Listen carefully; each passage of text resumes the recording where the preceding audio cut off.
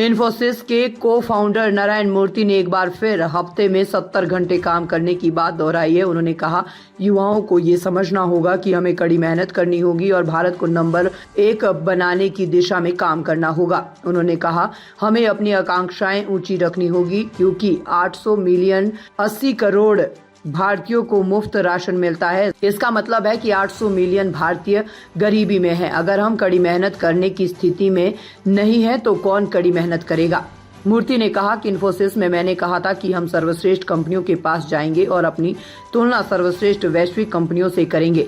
एक बार जब हम अपनी तुलना सर्वश्रेष्ठ ग्लोबल कंपनियों से करेंगे तो मैं आपको बता सकता हूं कि हम भारतीयों के पास करने के लिए बहुत कुछ है। उन्होंने कहा कि एक समय वे वामपंथी थे जब जवाहरलाल नेहरू प्रधानमंत्री थे और भारतीय प्रौद्योगिकी संस्थान यानी आईआईटी वास्तविकता बन चुके थे। मूर्ति रविवार को कोलकाता पहुंचे थे। वे इंडियन चैम्बर ऑफ कॉमर्स के शताब्दी समारोह के उद्घाटन कार्यक्रम में शामिल हुए थे।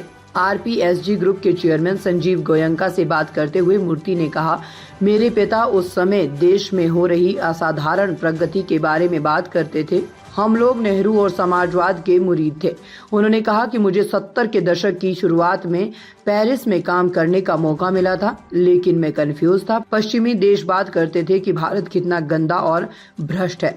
मेरे देश में गरीबी थी और सड़कों पर गड्ढे थे। मूर्ति ने कहा कि पश्चिमी देशों में हर कोई काफी समृद्ध था, ट्रेनें समय पर चलती थी। मुझे लगता था कि ये गलत नहीं हो सकता। मैंने फ्रांसीसी कम्युनिस्ट पार्टी के नेता से मुलाकात की और उन्होंने मेरे सभी सवालों के जवाब दिए, लेकिन मुझे संतुष्टि नहीं मिली।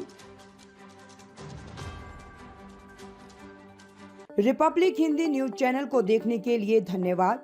सर्वश्रेष्ठ रिपब्लिक हिंदी न्यूज चैनल को सब्सक्राइब करें, शेयर करें, लाइक करें और घंटी वाला बटन दबाकर नोटिफिकेशन ऑन कर लें ताकि ताज़ा खबरें सबसे पहले आपको मिल सकें।